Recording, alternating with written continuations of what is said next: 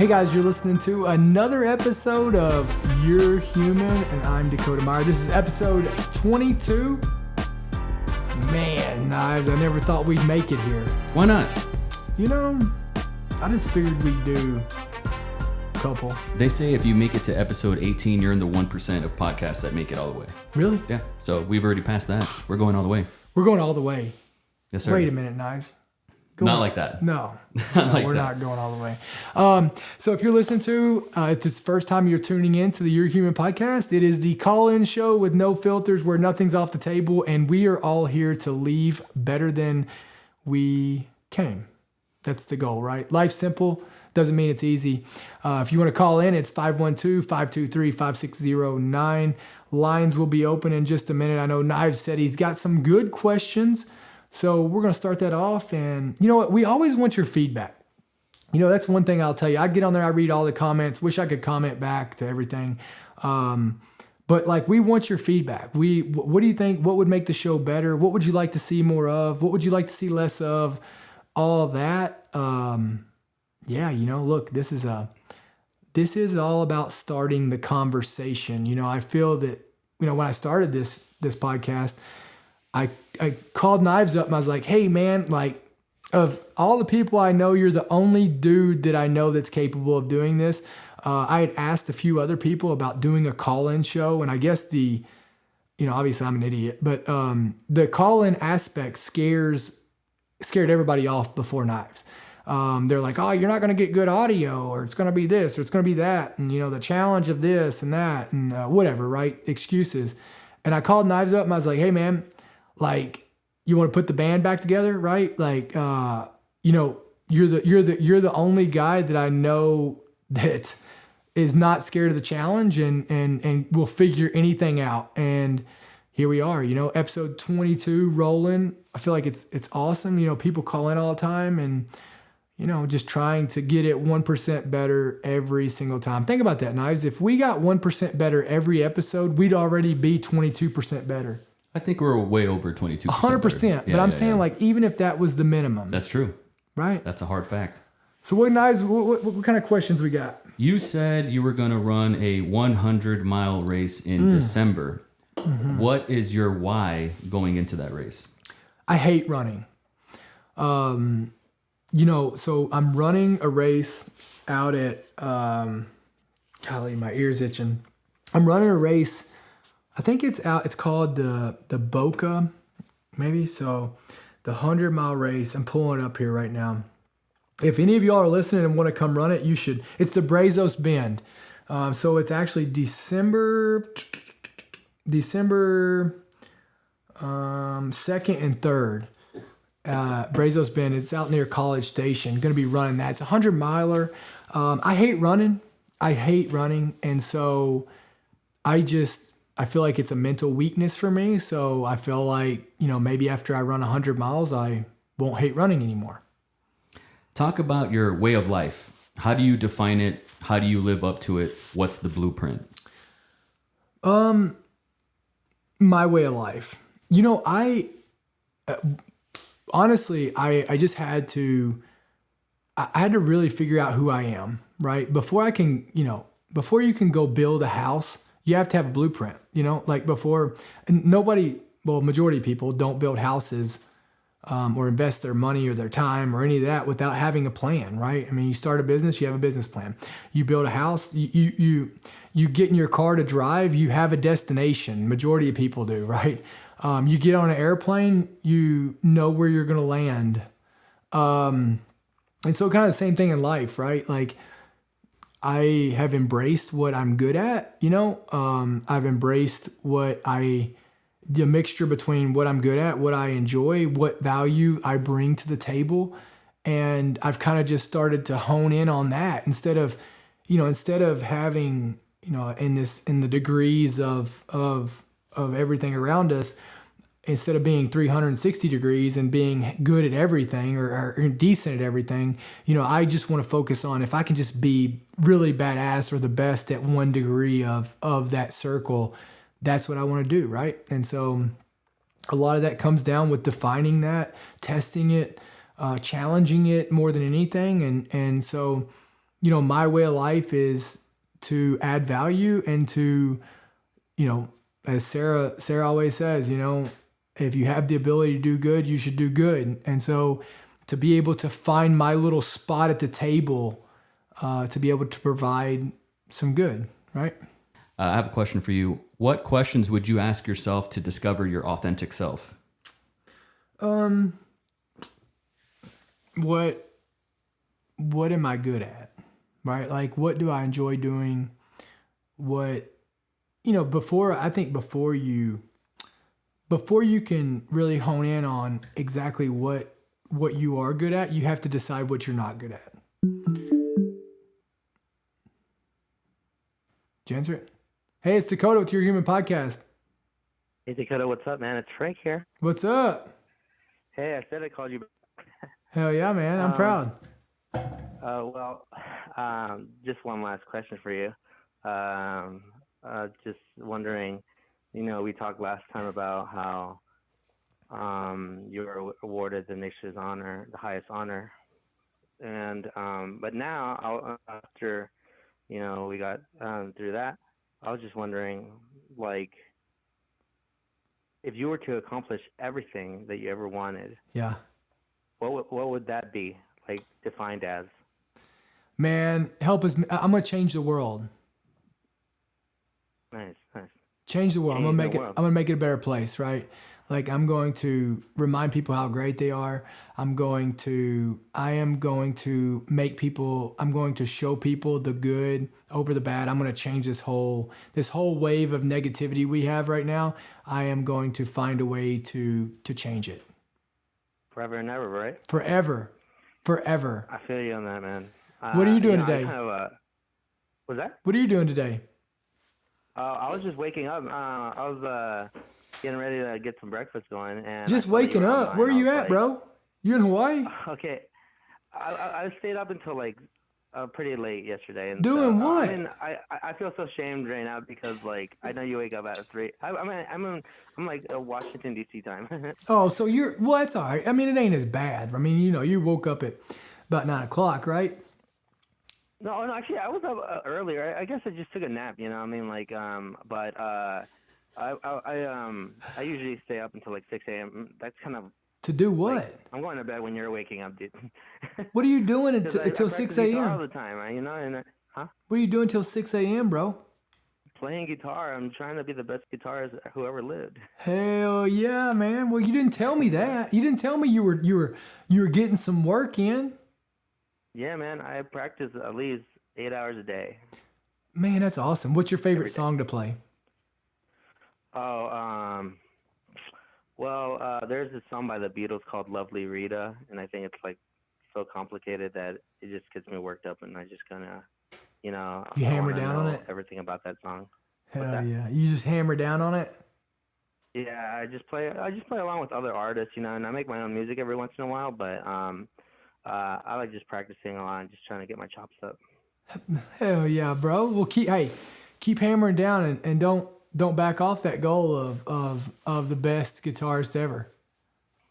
I won't, man. And maybe one day you'll be able to listen to my music, and I'll call in and I'll be like, hey, man, this is what I've been doing. Hey, you just seen that Oliver Anthony guy. I mean, listen, there's nothing with the way the world is today. Like, bro, if you got, you just gotta put stuff out there that people can feel. Yeah, exactly. Because the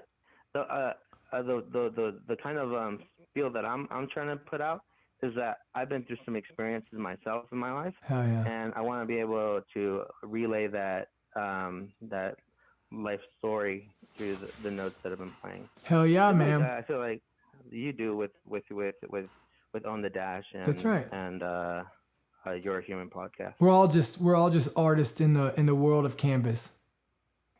Exactly. Yeah. I mean, we live on a planet called Earth and has art in it. So. Yeah, dude, you know what? You're the man. All right, well, listen, hey, I hope you have a great day.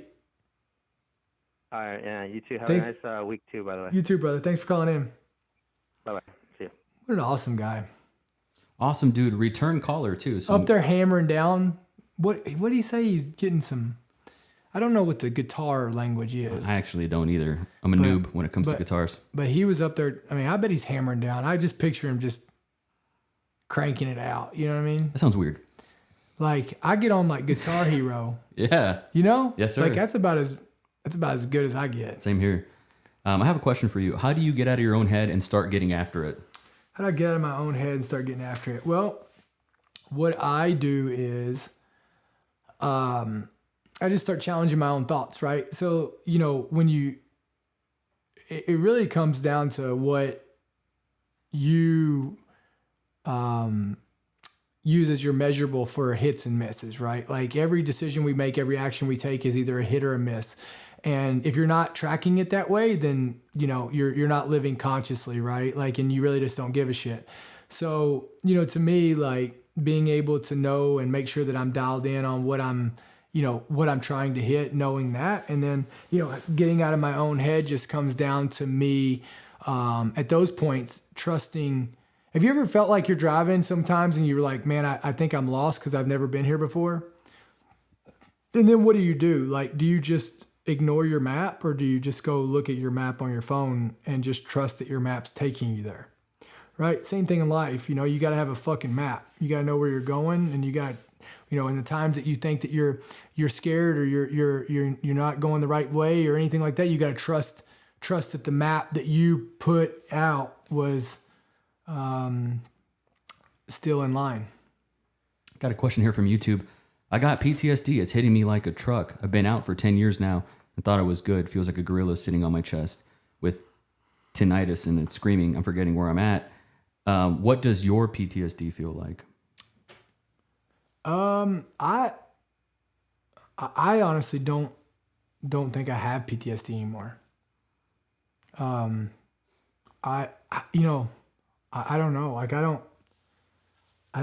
know. Like, I guess, like, I mean, it used to, like, exactly what you're talking about, but I don't feel it anymore. Like, there's never a time that I wake up and ever say, well, that's my PTSD, right? Like, never a time does that cross my mind of, like, I don't know. Like, I feel like I wake up and have the best day of my life every single day. And so, you know, that's not like a bragging piece, but that's me like giving you hope that PTSD doesn't have to be forever, right? And if I start catching myself go back down that track, I usually start looking internally as far as like why this is doing this, right? Usually it comes down to me not doing what I know needs to fix it, right? Like me avoiding something, me putting off something that needs to be taken care of, me changing a habit that needs to be changed.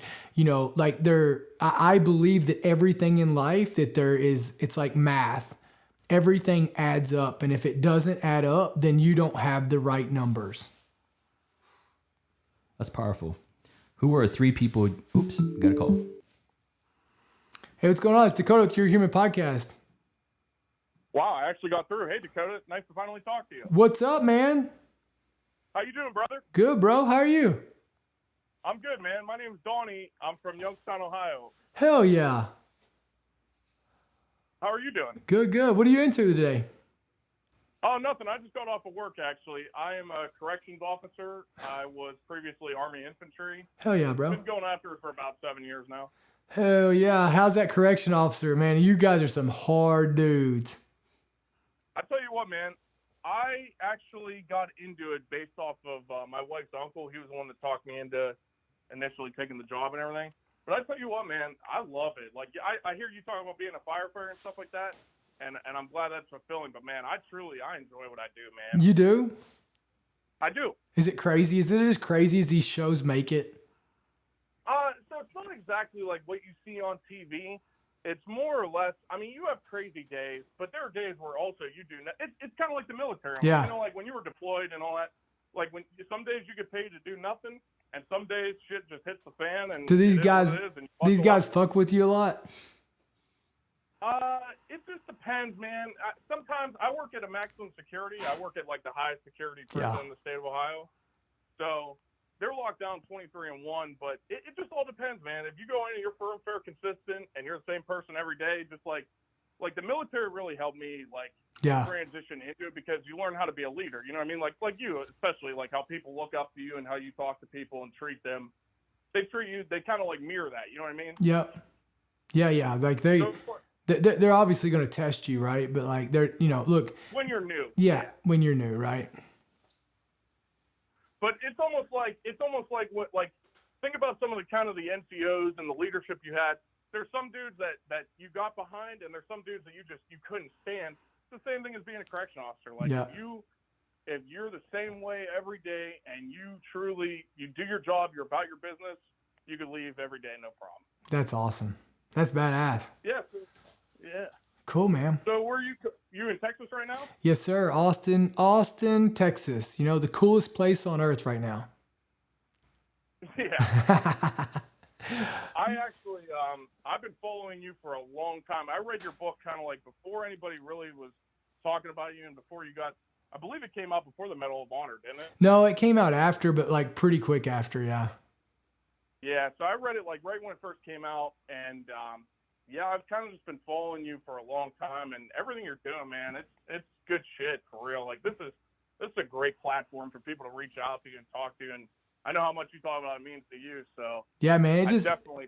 It's always so good for me, right? Like, I mean, I get to hear, like, I mean, think about this, right? Like, this is a platform that, I mean, I would have never met you, right? Like, and right. Man, I get to talk to you and like, I get to hear a little bit about what your life's like. I get to ask you, like, dude, I mean, I've asked you more questions than you've asked me on this call, right? And so it's just like, it's an awesome, for me, I love it, right? Me and Knives were actually talking about it before I came on the show, like, I love it. Like, I get more out of this than you guys ever could, because I mean, it's just an opportunity. I would have never got to meet you, and I get to meet you, and and it's kind of a cool deal, right?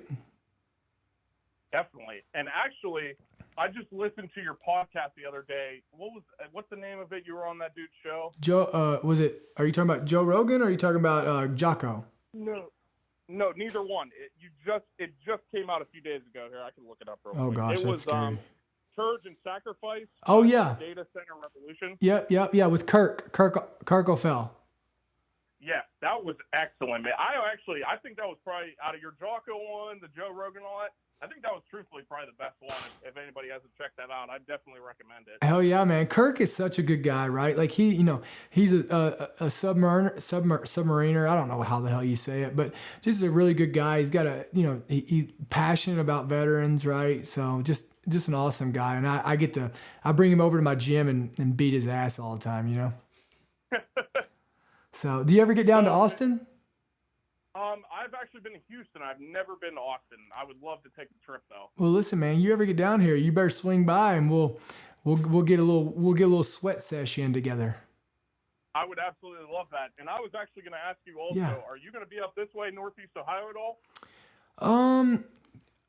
I honestly, I don't know at this point right now. Like I've got like a crazy schedule through the end of the year, but I don't know where I'm going to be at. I need to find a way where I can start posting where I'm going to be, like what area I'm going to be in. I've talked about that a couple times, just never got to it. But as of right now, like not that I know of, the closest I'm getting is like, I've got a speech in Kentucky in like 4 weeks, but that's as far as I know where I'm going to be, Okay, I got you. I have some family from Kentucky. I don't know. I know the town. I've never been to it. Maybe you would know. What part? Olive Hill. Olive Hill? No. It's like some real small town. I don't even know. What part of Kentucky? Olive Hill? I'm going to look it up too. While we're talking, Olive Hill, Kentucky. Olive Hill, Kentucky is over off of Route 64, right around Moorhead. Oh, yeah. So you're talking about out east. Oh, yeah. So my brother was born in Moorhead Hospital. Okay. So yeah, you're talking about out east, man. That's right there near.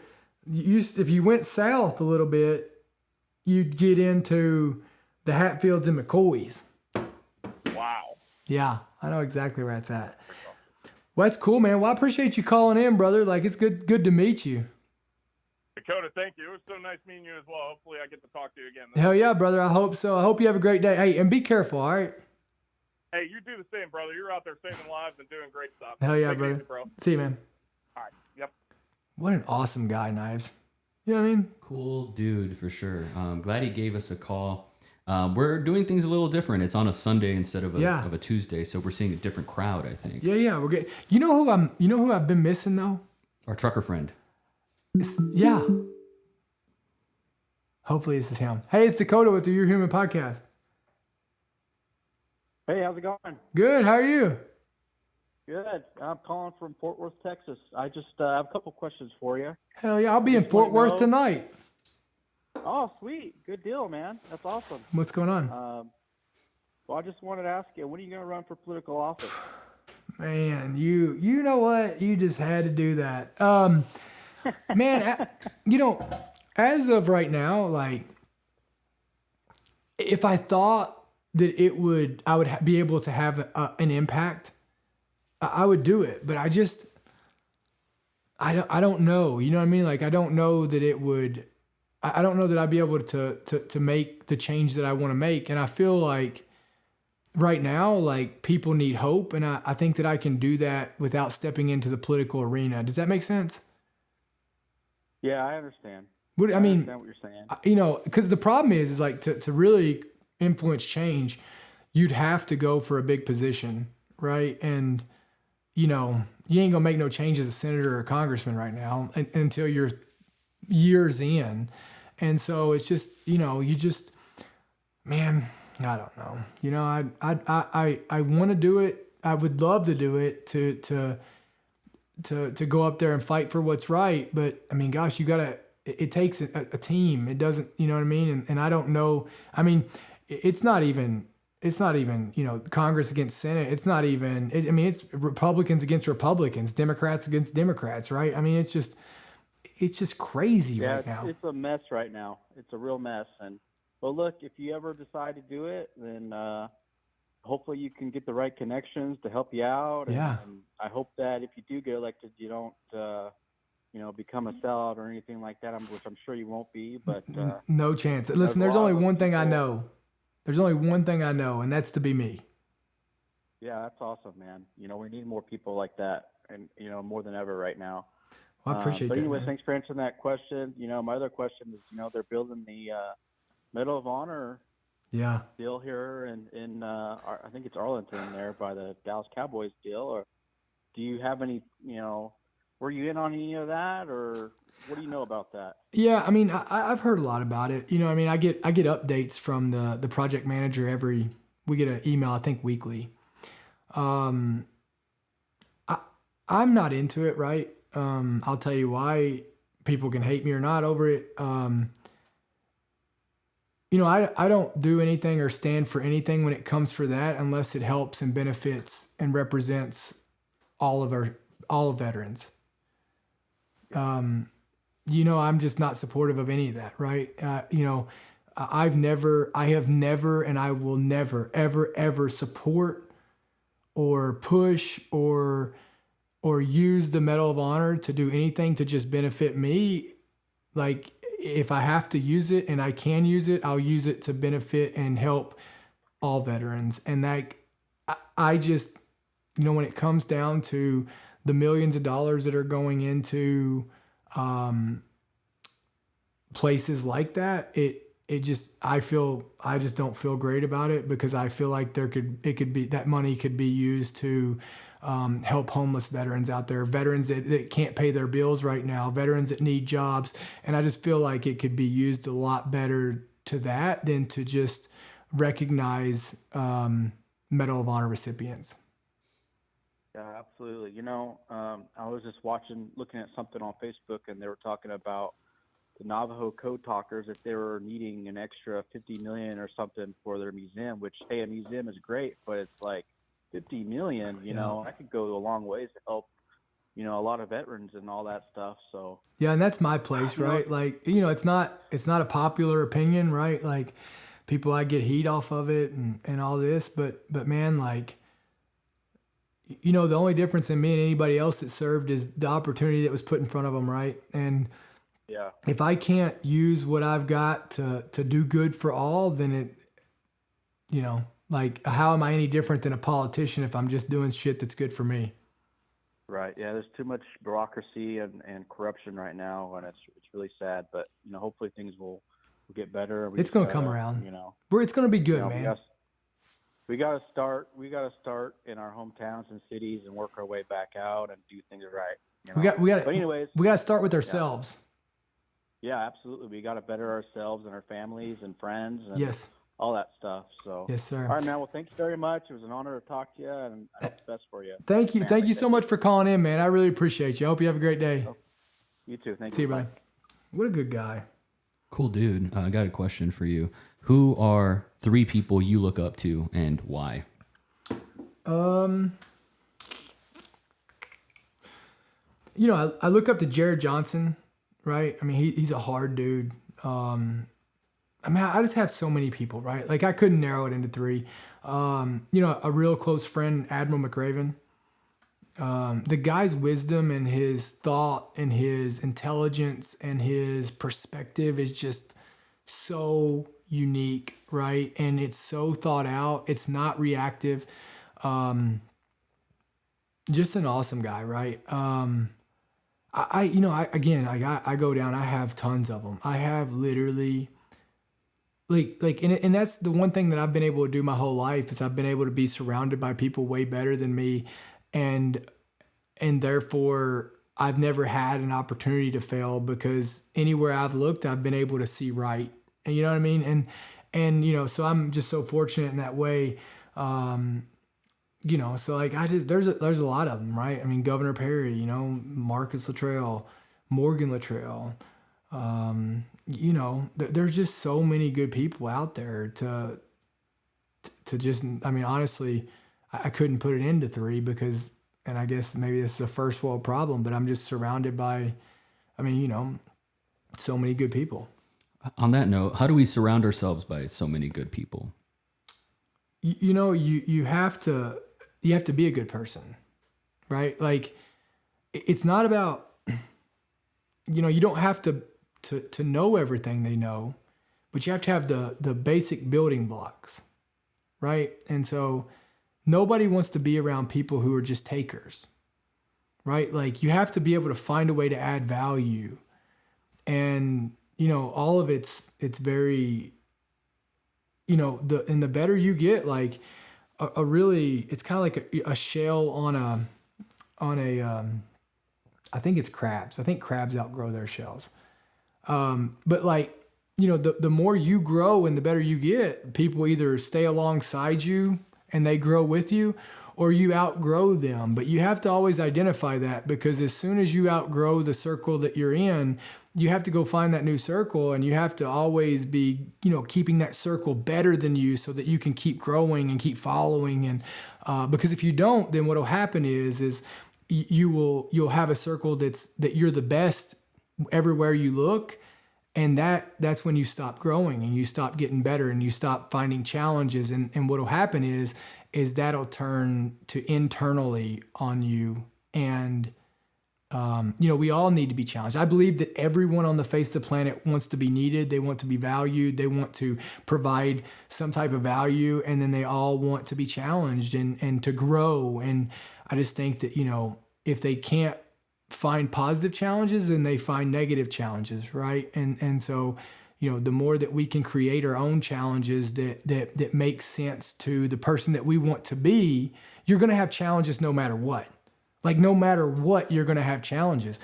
It's whether you get up in the morning. I use this analogy all the time. Whether you get up in the morning and you choose to sleep in, and you choose to be unhealthy, and you choose to be overweight, and you choose to because you don't want to go to the gym, that's a hard way of life in itself. It has its own challenges.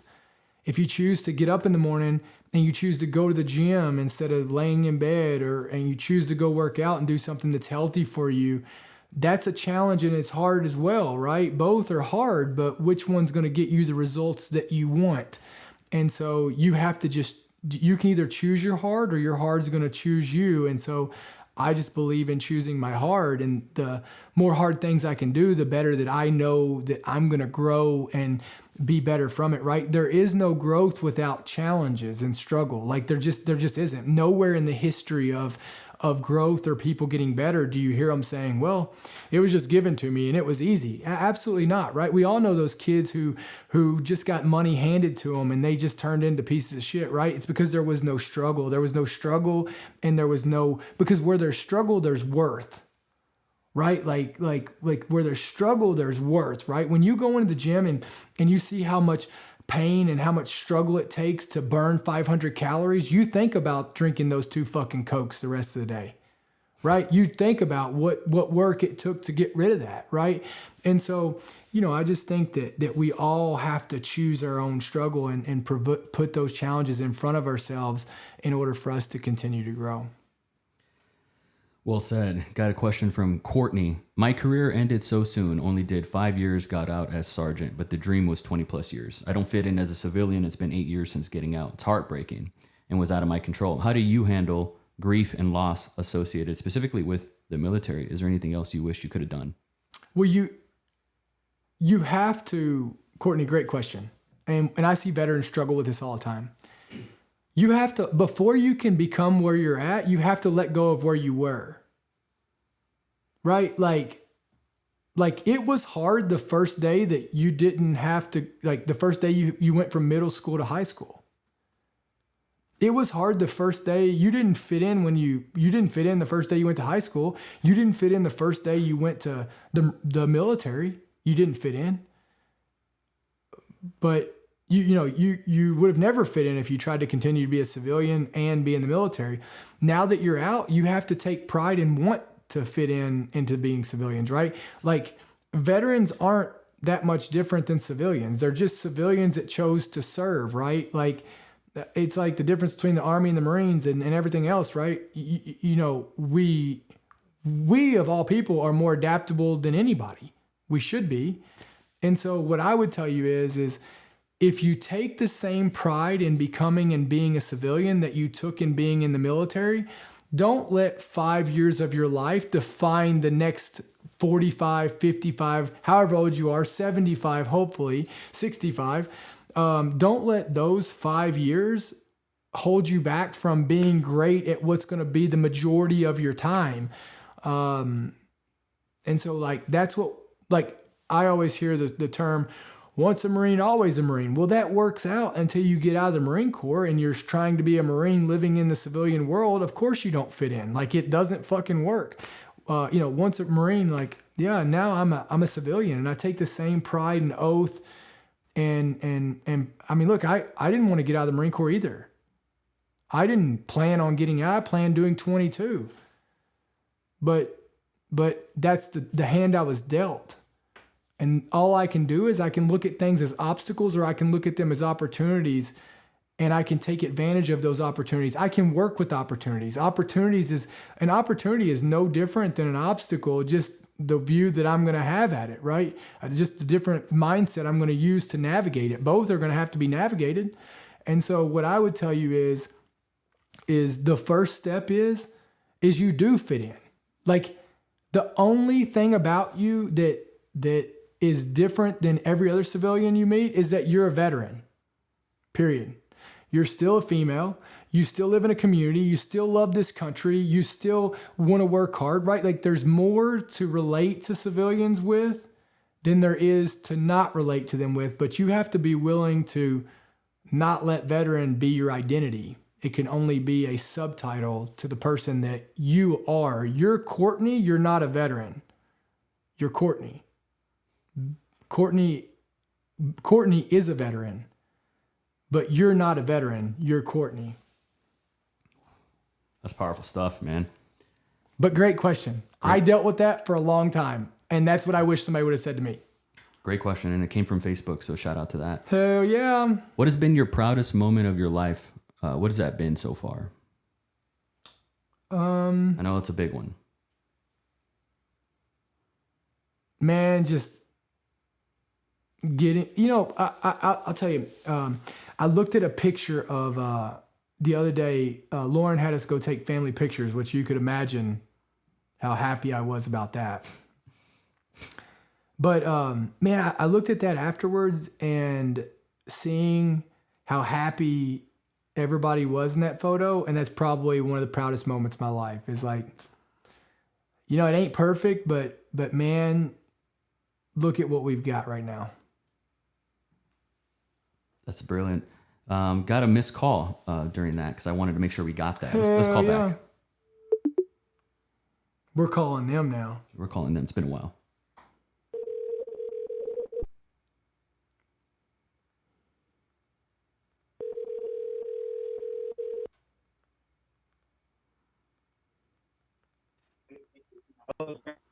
Hey, what's going on? It's Dakota. Hey, how's it going? Good. We missed your call. Oh, well, I called in a few minutes ago, and you did talk with me, so I called twice. Oh, I got you. All right, cool, man. Well, have a good day. All right. See you, bro. Man. Thank you. Bye-bye. Called twice. That's cool. Heck yeah, bro. What music or podcasts do you work out to, or do you work out with no noise? No, I work out with noise. The only thing I do without noise, and I actually just got them, they're sitting up there on the table, is I'm gonna start trying to swim with some earphones. I guess they make them where you can swim with them now. I don't know how it's gonna work out, but whatever. What do I listen to? Whatever, right? Like whatever I'm in the mood for, right? Like I think music and shit's like motivational, and I think that, you know, motivational is kind of like feelings, and it's just wherever you're at. What is your go-to way to deal with anxiety? My go-to way to deal with anxiety, to not get it. I'll be honest, like I don't really have anxiety anymore. So, and I think that a lot of that anxiety stems from us not knowing and not being true to ourselves. You know, anxiety to me is, yeah, I get it. There is a core to anxiety, right? Like anxiety is a factor. Like it's the outcome of a problem. And so I think you got to dig down to the problem, right? And so we all know, I feel like we all know what we need to do and what we should do. But I feel like we all avoid it at the expense and then wonder why we have anxiety. And it's like, be you. Like look in the mirror and you know, because we've been so, especially our generation, we have been so, what's the word I'm thinking of? We have been so conditioned to blame everybody else and big systems, big pharma, everything. We've been conditioned to blame them. And I truly believe that the reason we've been conditioned to blame them and put our problems on them is because when we're blaming them, we are recognizing that we need them.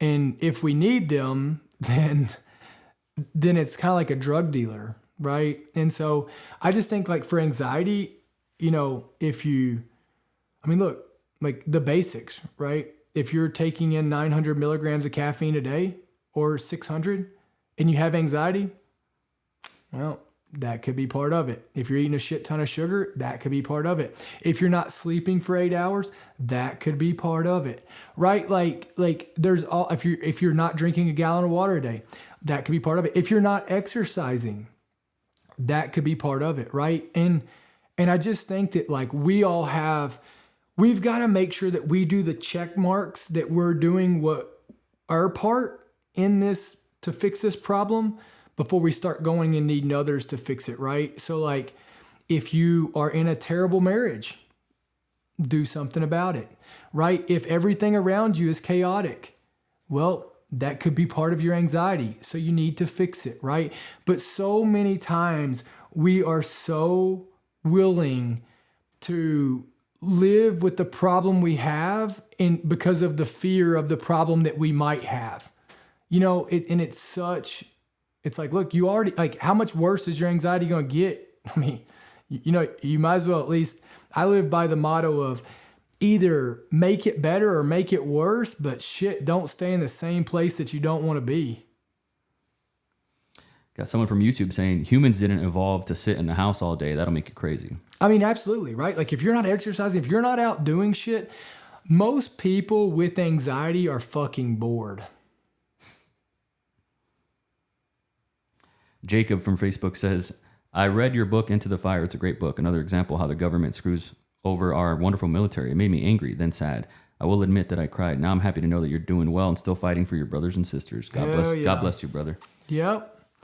You know, but the problem is that we went in there, you know, that day thinking that someone was going to come save us, right? That is a false way of life that so many of us get accustomed to living, is that Amazon's always going to be there, that we don't have food in our house for if the grocery stores go down. I mean, like, you know, it's this false security blanket that someone else is going to take care of us is absolutely false.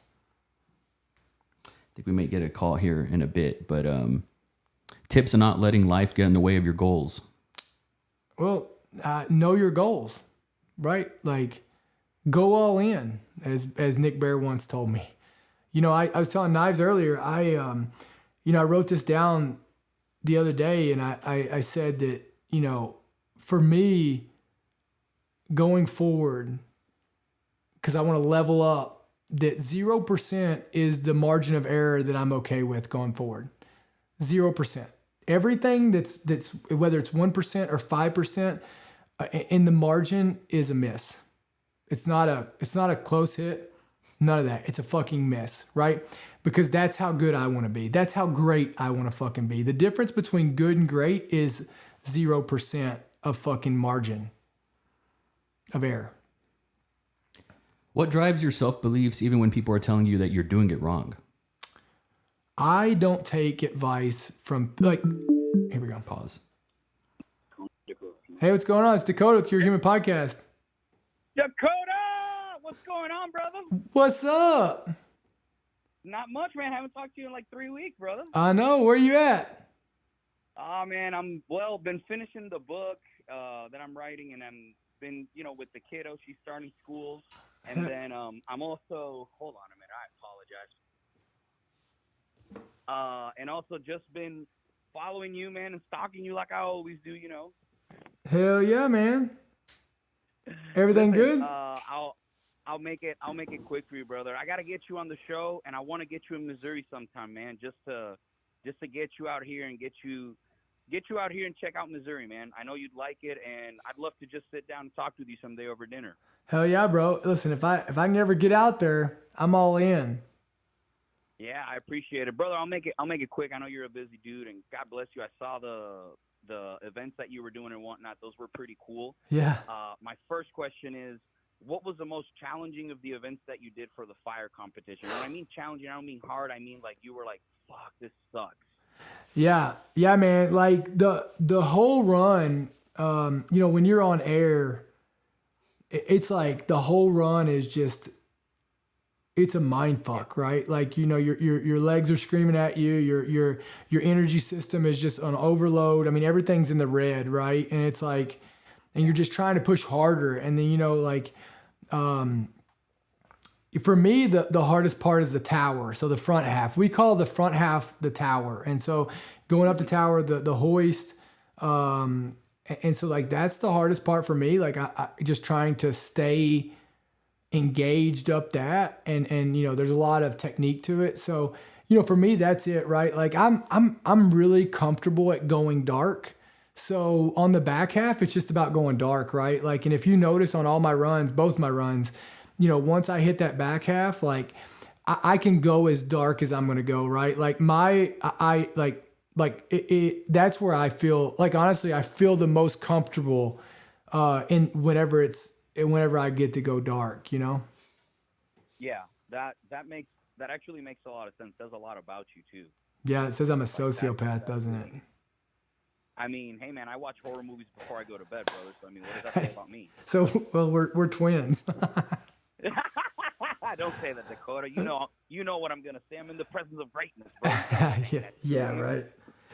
Brother, Cool. my second question to you is I actually interviewed Susan Price. I believe you're well acquainted with her a while back. Yeah.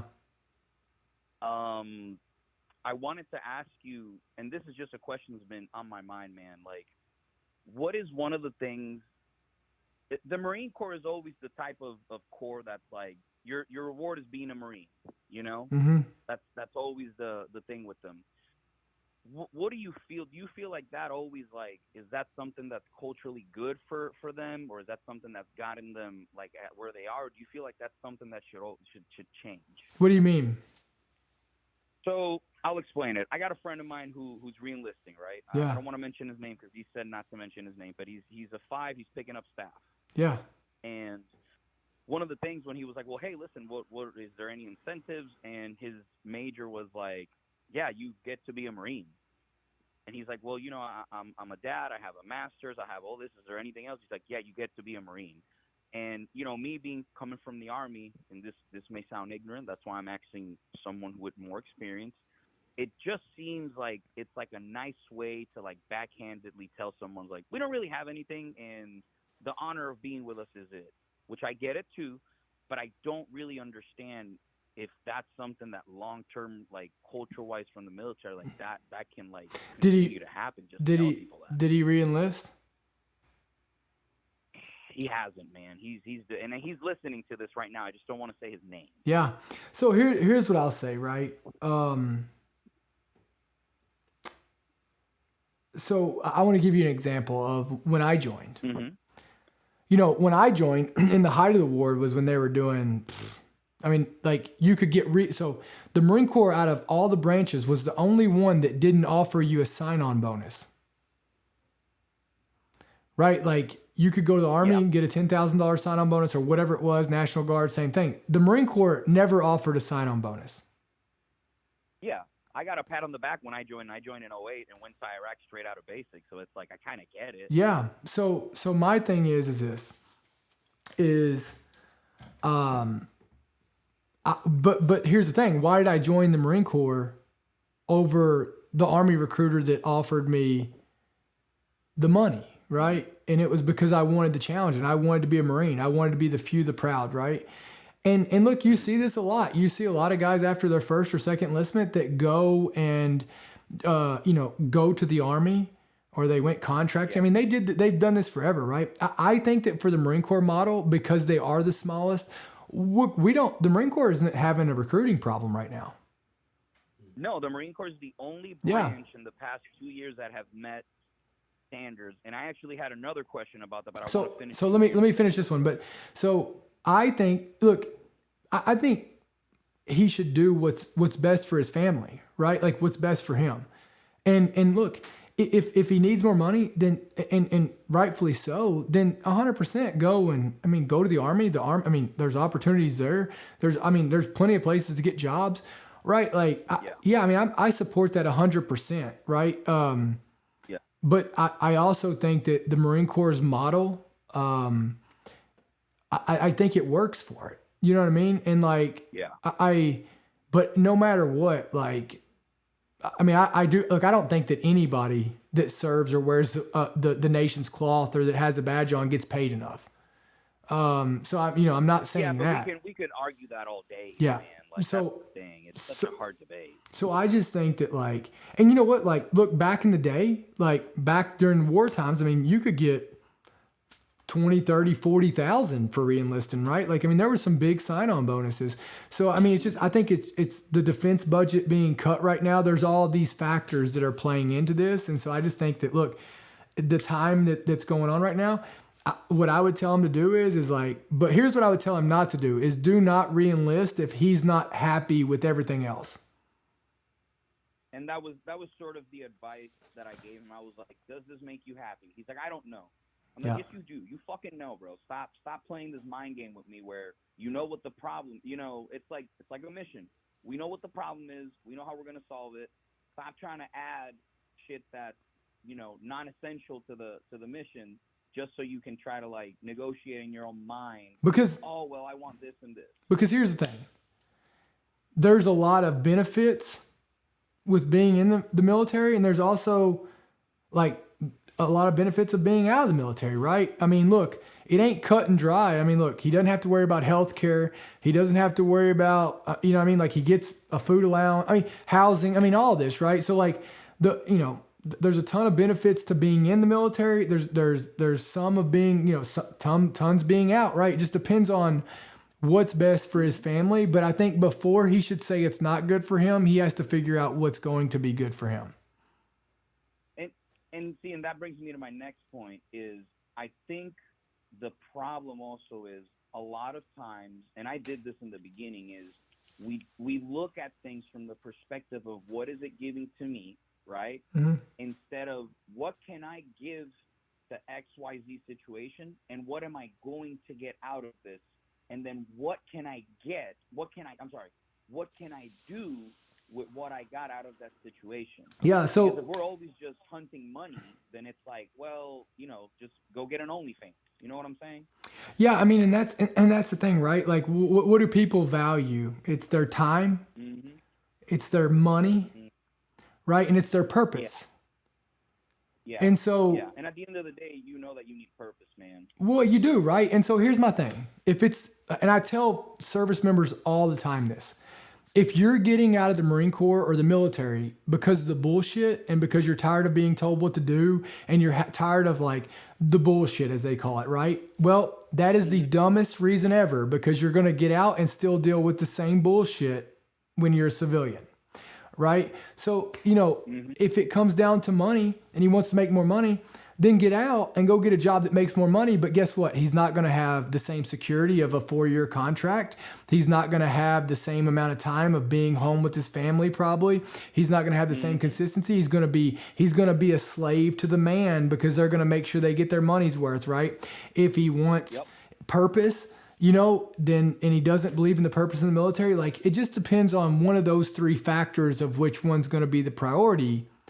But majority of the time, like it's like the guy who said when they asked the contractor, they said, the guy goes, do you want it done fast? Do you want it done right? Or do you want it done cheap? Right? Because you can't get all 3. Like I can't do it if you want it cheap and fast, what ain't going to be done right?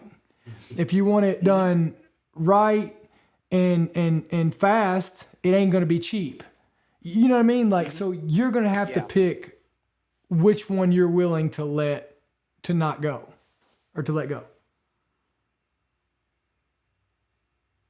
Yeah. No, I agree, man. And the thing is also is that I think age plays a part.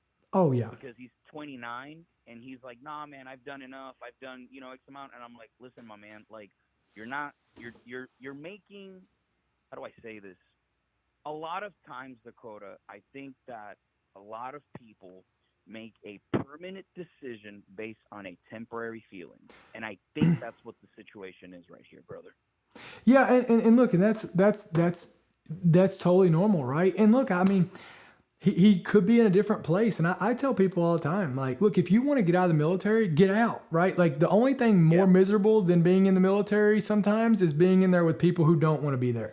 So if you don't want to get out, like go do it. And so, look, he maybe he knows his gut instinct could be right on this. Nobody will ever know. But I just think that what I would tell this guy to do if he's listening is to make sure it's a response and not a reaction. And the only way you do that is by getting a piece of paper out, going old school, and writing down the benefits of getting out versus the negatives, the pros and cons of getting out, and figure out what's best for him and his family. You're 100% right. And I do think this is a factor that, the military sometimes is not the best at is, a guy who joins at 17 or 18, by the time he's 29, life looks totally different. You know what I mean? By family and by, kids and needs, and their needs are a lot different. And so, look, I mean, if his needs are different and what's best for his family is different, then he should 110% go do what's best for them. But just know that for every pro, there's also a con. He just has to be willing and know those before he does this, right? Yeah. Yeah, I agree with you 100%, brother. I'm kind of glad that I talked to you about it because I was like, I kind of gave similar advice. There's like 4 things you said that I missed, but that's the line of thought that I had. Just didn't know how to like say it as eloquently. You know what I'm saying? Yeah, just tell him to make sure that like, you know, I got it. Look, I mean, nobody likes their job. It's called work, not fun, for a reason, right? But like, is there a way to make or do something in the Marine Corps to help meet his needs, right? Like, you know, is there something he can do? Does he want to stay in, right? Like, you know, there's all these questions and factors that only he knows and only he can figure out. And he should, you know, just the only thing I would say is don't make a knee-jerk reaction. Don't do it because of you didn't get what you like. Because I'll tell you this, like if he chooses to get out just based off the lack of the bonus, I mean, he probably should have chose to get out even if they offered him the bonus. Yeah, because at that point you might as well just sell your soul. You know? I mean, yeah, because say this, right? Like, money. Yeah. Yeah. You know what I mean? And again, that's why I said that joke of like, and I meant that honestly. Like, if that's what it is, go get an OnlyFans. You know, not literally, but like, you get what I'm trying to say. Yeah. You know? Yeah, that's the thing. Well, brother, I appreciate you, man, and I love everything Hey, yeah, you brother. do. I'm gonna email you here pretty soon to get you on the show, man. I got a lot of questions for you, brother. Let's do it, bro. I appreciate you, man. Thanks for calling in. Take it easy, brother. Have See a you. great day. You too, man. Bye. How you doing, sir? Good. Good. I got one more question here Okay. from Courtney. Dakota, you sound super eloquent and well-spoken. Any advice on enhancing mental performance, trying to get better at studying? I've been hearing a lot about nootropics as alternatives to meds. Yeah. Have you tried any brain-enhancing natural herbs? How do you stay tip-top? Cold plunge. You can't stay mentally tip top without being physically tip top, right? So I honestly, the only supplement I take is protein. Whenever I have to, I try to avoid it as much as I can. I try to just take in natural protein. Obviously it's more bioavailable, but I do drink Jocko's RTDs, which are by far the best tasting product on the market. So, and I hate protein, just so you know. So what I would tell you is trying to first optimize when you're like the distractions throughout your life and when you can be totally focused, right? So, you know, usually when people I see people like trying to go longer, it's like, how can you try to go shorter and just be more efficient, right? So for me, like working out and getting up in the mornings, my day goes amazing if I start my day at 4:30, work out, cold plunge, go into whatever I can, and go to bed early. Like that's kind of like, I don't work good. Like it's not a good work habit for me to try to get shit done past 8 p.m. at night. I never know if I'm going to be too tired. I never know how I'm going to feel, what calls I've got throughout the day. So I try to front load the day instead of, back load the day. I think you hit the nail on the head right there. So that's me. But listen, I just want to say thank you guys so much for episode 22. Another great day. You guys are amazing. Hope you guys have a great week and keep owning it.